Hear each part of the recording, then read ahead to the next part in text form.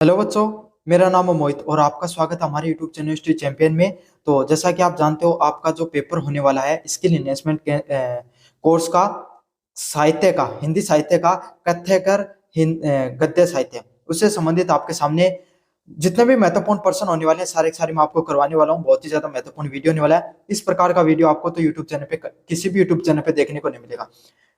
बस आपको क्या करना है, चैनल को सब्सक्राइब कर देना है, वीडियो को लाइक कर देना और अपने दोस्तों को जरूर से शेयर कर देना है। चलो शुरू करते हैं आपके सामने यूनिट नंबर फर्स्ट से, जहां अपन आत्मकथा व जीवनी से संबंधित चीजें पढ़ते हैं। आत्मकथाएं क्या होती है, जीवनी क्या होती है।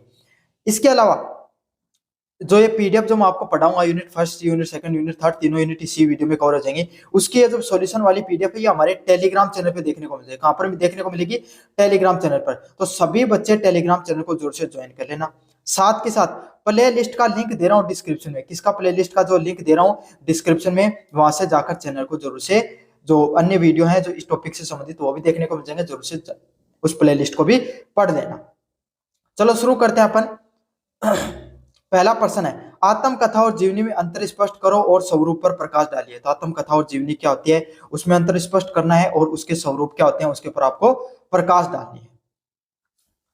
आत्मकथा एक गद्य विधा है जिसमें लेखक अपने जीवन की घटनाओं, अनुभव और आपके सामने भावनाओं का आत्म सत्कार करता है। मतलब जो आत्मकथा होती है वो एक प्रकार की जो गद्य होती है उसके एक प्रकार है, जिसमें लेखक अपने जीवन की घटनाएं, अनुभव और भावनाओं को आत्म सत्कार करता है। भाई कोई भी व्यक्ति है, आपने कोई एक, आप बहुत बड़े अधिकारी बनते हो, सरकारी प्रशासनिक अधिकारी आईएएस बन गए और आप सचिव के पद तक पहुंचे, बहुत ऊपर तक, तब आपने उस कार्य करने के वृतांत में क्या क्या अपने जीवन में सीखा। आप बहुत से लोगों से मिलोगे, आपकी बहुत सी घटनाएं आपके जीवन में होंगी, बहुत सी चीजों का आप अनुभव करोगे और बहुत सी आपके सामने वो भावनाएं आएंगी। आपको बहुत से लोगों से मिलने का अनुभव प्राप्त होगा। आप उन सब लोगों से मिलोगे जिन सब लोगों से मिलने का कभी आपका सपना हुआ करता था। तो इस सब प्रक्रिया में आपके सामने आपको जो क्या करोगे, फिर आपको उन सब चीजों को आप एक किताब में लिखोगे। तो इसी को किस नाम से जाना जाता है? आत्मकथा के नाम से जाना जाता है। इसमें व्यक्ति, जो आत्मकथा होती है, इसमें व्यक्ति स्वयं अपने जीवन का साक्षी होता है। मतलब उसने जो जीवन में जो घटनाएं देखी हैं, उसी घटनाओं को वो पूरी दुनिया के सामने लाने का प्रयास करता है। दूसरी ओर जीवनी किसी अन्य व्यक्ति के द्वारा जीवन चरित्र, कार्य व उपलब्धियों के वर्णन होती है।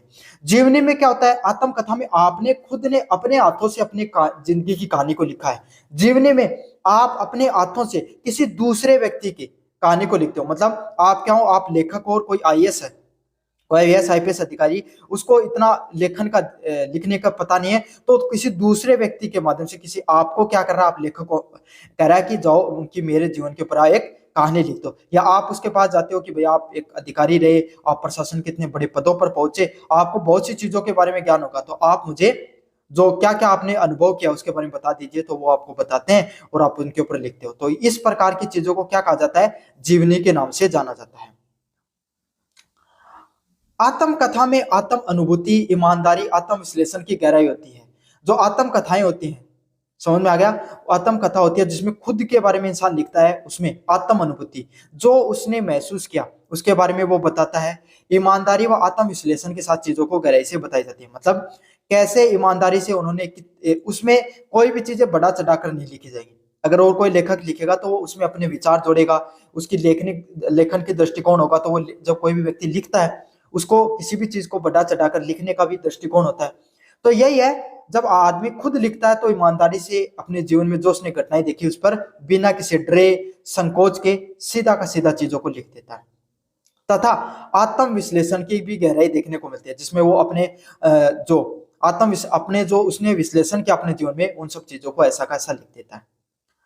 जबकि जो जीवनी होती है, जीवनी में वस्तुनिष्ठ दृष्टिकोण की आवश्यक होती है। जबकि जो जीवनी लिखी जाती है उसमें कोई भी व्यक्ति होता है, उसको वस्तुनिष्ठ, मतलब एक सब्जेक्टिव थिंकिंग लेकर चलनी पड़ती है कि भाई वो व्यक्ति, उसने अगर ये काम किया होगा तो उसके पीछे उसकी क्या क्या कहानियां और रही होंगी। तो उसमें क्या, लेखक अपने विचार, अपना दिमाग खुद से लगाता है और खुद से चीजों को समझकर लिखता है। आत्मकथा होती है वो स्वयं पर केंद्रित होती है। तो आत्मकथा होती है वो किस पर ज्यादा निर्भर करती है, इंसान के द्वारा, खुद के द्वारा जो कार्यक्रम किए गए, जो क्रियाएं की गई, उस पर ज्यादा निर्भर करती है। आत्मकथाएं आपके समय, समाज और समय का प्रतिबिंब भी होती हैं। तो आत्मकथाएं जो भी लिखी गई हैं वो क्या होती है, उस समय का समाज कैसा था और उस समय की क्या क्या घटनाएं थी उसके प्रतिबिंब के रूप में भी उनको देखा जा सकता है। जबकि जीवनी में आपके सामने चरित्र के माध्यम से युग और समाज की झलक देखने को मिलती है। और जीवनी में क्या देखने को मिलता है आपके सामने? चरित्र, कोई भी व्यक्ति उसके चरित्र के माध्यम से युग और समाज की झलक देखने को मिलती है। हिंदी में आत्मकथा का आरंभ आधुनिक युग से हुआ। ये व्यक्ति की अंतर्मन की सच्चाई को उजागर करने का एक सशक्त माध्यम बने। तो हिंदी भाषा में बात करें आपके सामने, तो आधुनिक युग में आपके सामने जो आत्मकथा है उसके जो लेखन है उसकी शुरुआत हुई है, जहां पे कोई भी व्यक्ति उसके अंतर्मन में क्या घटनाएं चलती हैं उसकी सच्चाई उजागर करने का एक बहुत बड़ा हथियार बनकर आती हैं, जिसमें कोई भी व्यक्ति है उसके अंतर्मन में कौन कौन सी घटनाएं चलती हैं उसके बारे में वो परोक्ष रूप से आपको बताने का कार्य किया जाता है। समझ में आ गया आपके सामने? बहुत ही ज्यादा महत्वपूर्ण प्रश्न था ये जो आत्मकथा और जीवनी में, उसको मैंने विस्तार से आपको बताया है।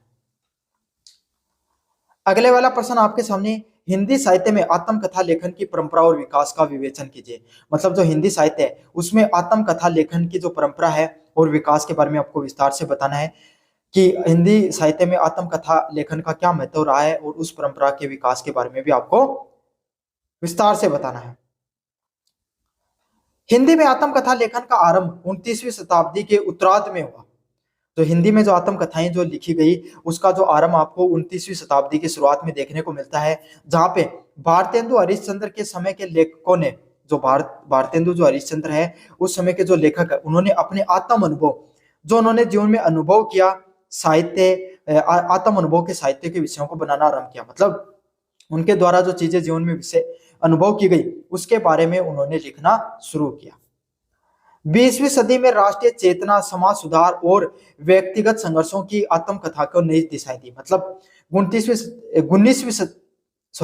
शताब्दी में राष्ट्रीय चेतना को, कोई भी व्यक्ति है उसकी अपने देश के प्रति कैसी विचारधारा है, उसने सरकारी कार्यालय में या कहीं और काम किया तो उसके अपने राष्ट्र के प्रति क्या भावना है, उसके बारे में उन्होंने विचारों को प्रकट किया। समाज में सुधार व व्यक्तिगत संघर्षों के बारे में बताया गया, जहाँ पे कोई भी व्यक्ति है, कोई भी समाज है, उसमें किस किस प्रकार से जो सुधार होना चाहिए, कैसे कोई व्यक्ति है उसके जीवन में व्यक्तिगत संघर्ष है, उसके बारे में आपके सामने लिखा गया। इन सब चीजों ने जो आत्मकथाएं हैं उनको एक नई दिशा व दशा दी। महात्मा गांधी के द्वारा सत्य का प्रयोग, वचन के द्वारा क्या बोलूं क्या याद करूं, महात्मा गांधी ने सबसे पहले आत्मकथा का लिखा क्या, सत्य का प्रयोग, जिसमें उन्होंने अपने जीवन में सत्य का क्या महत्व है, सत्य के बारे में, सत्य के प्रयोग के बारे में उन्होंने विस्तार से लिखा कि उन्होंने जिंदगी में जो सत्य का प्रयोग किया उससे क्या क्या चीजें सीखी हैं आपके सामने।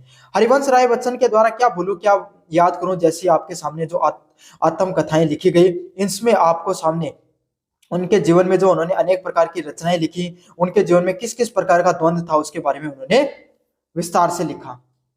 आचार्य नरेंद्र देव, राम वृक्ष बेनपुरी और जयंत और प्रशांत रंजन सरकार जैसे आत्मकथाएं इस परंपरा की शिखर कृतियां हैं।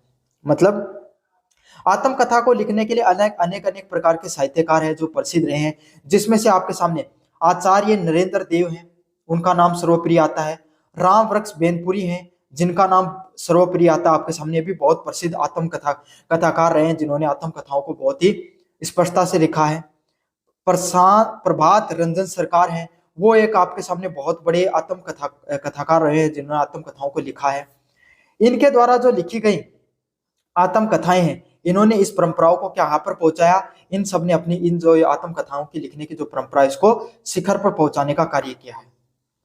इन आत्मकथाओं में व्यक्ति के जीवन के साथ साथ युग के इतिहास भी समावित देखने को मिलता है। मतलब इनके द्वारा जो आत्मकथाएं लिखी गई, इसमें कोई भी व्यक्ति के जीवन के अंदर क्या क्या आपके अंदर क्या क्या घटनाएं हुई, कोई भी व्यक्ति ने जो जीवन जिया है उसमें क्या क्या घटनाएं घटी, तो कोई भी व्यक्ति जब जीवन जीता है तो उस युग में, उस जो समय काल में क्या क्या घटनाएं होती है उसके बारे में पता चल जाता है, उस समाज में क्या क्या घटनाएं होती हैं उसके बारे में भी विस्तार से पता चल जाता है। तो यही है, आत्मकथाओं से व्यक्ति के जीवन के साथ साथ उस युग के इतिहास का भी पता चलता है। आज हिंदी आत्मकथा लेखन में आत्मविश्वास, समाज की व्यथा व व्यक्ति की यात्रा के सशक्त दस्तावेज बन चुके हैं। अगर अपन विस्तार से समझें तो आज हिंदी आत्मकथा जो लेखन है इसमें आत्म विश्लेषण के बारे में पता चलता है कि भाई कोई भी व्यक्ति है वो आपके सामने आत्म खुद के जीवन के बारे में क्या सोच विचार रखता है, आत्म विश्लेषण पता चलता है। समाज की क्या व्यथा है, समाज में क्या क्या आपके सामने परेशानियों का सामना कर रहा है, समाज समाज में क्या आपके सामने द्वंद है, समाज में क्या क्या परेशानियां, उसके बारे में पता चलता है। और व्यक्ति की यात्रा, उस व्यक्ति ने अपने जीवन में कैसा अनुभव किया, उसके बारे में विस्तार से सभी चीजों का पता चल जाता है। तो ये होती है आत्मकथा। आत्मकथा कोई भी व्यक्ति के जीवन के ऊपर घटनाएं होती हैं। उसमें महात्मा गांधी के द्वारा सत्य का प्रयोग, जो हरिवंश राय बच्चन उनके द्वारा क्या बोलूं क्या याद करूं, आचार्य नरेंद्र देव, राम वृक्ष बेनपुरी व प्रशांत रचन जैसे कुछ प्रमुख साहित्यकार हुए जिनके द्वारा प्रमुख साहित्यिक जो रचनाएं आत्मकथाओं की रचनाओं को रचा गया। समझ में आ गया आपके सामने? काफी ज्यादा महत्वपूर्ण प्रश्न था, मैंने आपको बहुत ही विस्तार से इसको समझाया है। यूनिट नंबर सेकंड की बात करें, रेखा चित्र, स्केच है यूनिट नंबर सेकंड। जो रेखा चित्र है उसमें किस प्रकार के प्रश्न देखने को मिलेंगे, इसके बारे में अपन विस्तार से पढ़ने वाले हैं। अगले वाली है जो यूनिट नंबर सेकंड रेखा चित्र, उसमें रेखा चित्र के की परिभाषा दीजिए और साहित्यिक स्वरूप और विशेषताओं की व्याख्या कीजिए। तो रेखा चित्र होता है, उसको आपको परिभाषित करना है कि भाई रेखा चित्र होते क्या है और उससे क्या साहित्यिक स्वरूप देखने को मिलता है, और उसकी विशेषताओं के बारे में आपको विस्तार से बताना है। मतलब रेखा चित्र की परिभाषाओं के बारे में बताना है, उसका साहित्यिक स्वरूप क्या है और उसकी विशेषताएं क्या होती है, उसके बारे में आपको विस्तार से बताना है। रेखा चित्र कोई भी गद्य की वो विधा होती है जिसे कोई व्यक्ति, स्थान या घटना का चित्र भावनात्मक और कलात्मक रूप से प्रस्तुत किया जाता है। मतलब रेखा चित्र होते हैं वो गद्य, जो साहित्य की रचना होती है आपके सामने, उसकी वो कला होती है जिसमें कोई भी व्यक्ति, स्थान या घटना का चित्रात्मक और भावनात्मक व कलात्मक रूप प्रस्तुत किया जाता है। मतलब कोई घटना हो गई, कोई व्यक्ति हो गया, कोई स्थान हो गया, उसको भावनात्मक रूप से और कलात्मक रूप से प्रस्तुत किया जाता है। मतलब जैसे कि जो आपके सामने जो कोई भी एक व्यक्ति है, आप हो, आपके जीवन में किस किस प्रकार की घटनाएं घटी, उसको भावनात्मक रूप से जोड़ा गया। जैसे आप बेरोजगार व्यक्ति हो, है ना, आपको सरकारी नौकरी की तैयारी कर रहे हो, तो उस समय आपने जो जीवन में संघर्ष किया, उस संघर्ष को आपको दिखाया गया भावनात्मक रूप से। और उस जो ये आपका संघर्ष है, ये सिर्फ आपका ही नहीं है, उस समय जितने भी सरकारी नौकरी की तैयारी करने वाले व्यक्ति हैं, उनके जीवन में किस किस प्रकार का संघर्ष है, आपने उसके बारे में भी बताते हो। तो ये जो इस प्रकार की जो लेखन होता है, जिसमें कोई एक व्यक्ति के माध्यम से, कोई एक व्यक्ति, स्थान या घटना के माध्यम से पूरे समाज के दृष्टिकोण को दिखा दिया जाता है, उसी को रेखा चित्र के नाम से जाना जाता है। लेखक किसी व्यक्ति के चरित्र, स्वभाव, गुण, दोष और सामाजिक पृष्ठभूमि का रेखांकन करते हैं। मतलब इसके माध्यम से आपके सामने लेखक क्या करते हैं, कोई भी व्यक्ति हो गया, उसका चरित्र कैसा है, उसका स्वभाव कैसा है, उसके अंदर क्या गुण और दोष देखने को मिलते हैं, उसके माध्यम से पूरे समाज के दृष्टिकोण के, पूरे समाज की पृष्ठभूमि के बारे में बता देते हैं कि समाज में कहाँ कमियां हैं, कहाँ आपके सामने जो गुण व दोष देखने को मिलते हैं। तो सभी चीजों को विस्तार से बताया जाता है। रेखा चित्र की क्या क्या विशेषताएं होती है, भाई कोई भी रेखा चित्र लिखा जाता है तो उसकी क्या क्या विशेषताएं होती है। संक्षिप्तता, छोटा होता है आपके सामने, समझ में, कोई कहानी लिखते हो वो बड़ी होती है, देखो रेखा चित्र छोटा, कहानी उससे बड़ी, और आपके सामने जो पूरा वो होता है, नोवेल होता है, वो उससे बड़ा होता है आपके सामने। समझ में आ गया? चित्र जो चित्रात्मकता देखने को मिलती है। मतलब अगर आप जब उसको पढ़ते हो तो आपके दिमाग में वो चित्र बनते हुए चले जाते हैं। मैंने आपको बताया कि अगर आपके सरकारी नौकरी की तैयारी कर रहे थे, उसमें आपने जीवन में क्या संघर्ष किया, उसके ऊपर आपके सामने कोई आपने वो रेखा चित्र पढ़ा, तो आपके दिमाग में भी वो आपके संघर्ष के दिन है वो याद आ जाएंगे कि किस तरीके से एक संघर्षपूर्ण जीवन रहता है एक सरकारी नौकरी की तैयारी करने वाले व्यक्ति का।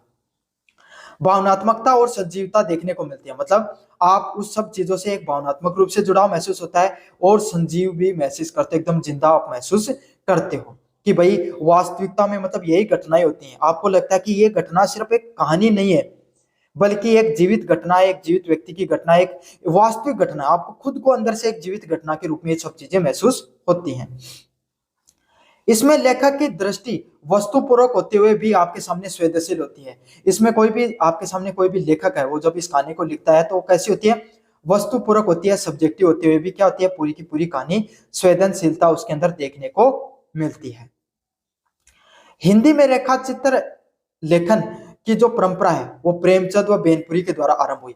सबसे पहले जो रेखा चित्र है वो किसके द्वारा लिखे गए, जो मुंशी प्रेमचंद है, जिनको भैया आपके सामने जो हिंदी साहित्यकारों में आपके सामने मुंशी प्रेमचंद और बेनपुरी का जो स्थान है वो एक अनन्य है, और इन्हीं के द्वारा आपके सामने उस समय रेखा चित्र पद्धति की शुरुआत की थी। कहानी से छोटी होती है, इसलिए इनको लिखना थोड़ा आसान भी रहता है। बेनपुरी फिर उसके बाद में इस परंपराओं को आगे बढ़ाया। बेनपुरी के द्वारा महादेव वर्मा, भगवती चरण वर्मा और इला चंद्र जोशी ने इसे प्रतिष्ठा दी। मतलब उसके बाद में और अन्य व्यक्तियों ने भी आपके सामने जो रेखा चित्र साहित्य उसकी रचना की, जिसमें बेनपुरी के द्वारा लिखा गया साहित्य, महादेव वर्मा के द्वारा साहित्य लिखा गया, भगवती चरण वर्मा के द्वारा और इला चंद्र जोशी के द्वारा आपके सामने साहित्य लिखा गया। उनके द्वारा जो साहित्य लिखा गया उसे और ज्यादा प्रतिष्ठा मिलती है। रेखा चित्र कोई भी व्यक्ति के साहित्यिक व व्यक्तिगत साहित्यिक व्यक्तित्व को प्रदान करता है। मतलब जब रेखा चित्र लिखा जाता है तो कोई भी व्यक्ति है उसका जो व्यक्तित्व होता है, साहित्यिक व्यक्तित्व होता है, उसके बारे में पता चलता है।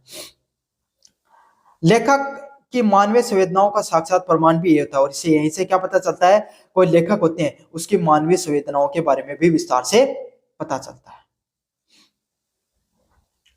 अगले वाले प्रश्न की तरफ बढ़िए। रामवृक्ष बेनपुरी के रजिया रेखा चित्र के माध्यम से उनकी मानवतावादी दृष्टिकोण पर चर्चा कीजिए। मतलब रामवृक्ष बेनपुरी के द्वारा जो रजिया रेखा चित्र लिखा गया उसके माध्यम से जो मानवतावादी दृष्टिकोण है उसके बारे में आपको विस्तार से बताना है। रजिया वो रामवृक्ष बेनपुरी के द्वारा एक प्रसिद्ध रेखा चित्र लिखा गया है, जिसमें एक मुस्लिम महिला होती है रजिया। रजिया के माध्यम से भारतीय समाज में मानवता के सह अस्तित्व की भावना को रेखा चित्रित किया गया। मतलब एक मुस्लिम महिला है रजिया, उसके माध्यम से भारतीय समाज में मानवता के बारे में विस्तार से बताया गया है कि किस तरीके से भारतीय समाज में मानवता देखने को मिलती है। हमारे भारत में धार्मिक दृष्टिकोणों से आपके सामने क्या है, भेदभाव देखने को मिल सकता है, लेकिन फिर भी मानवता के दृष्टिकोण से हम क्या होते हैं, एक दूसरे से जुड़े हुए हैं।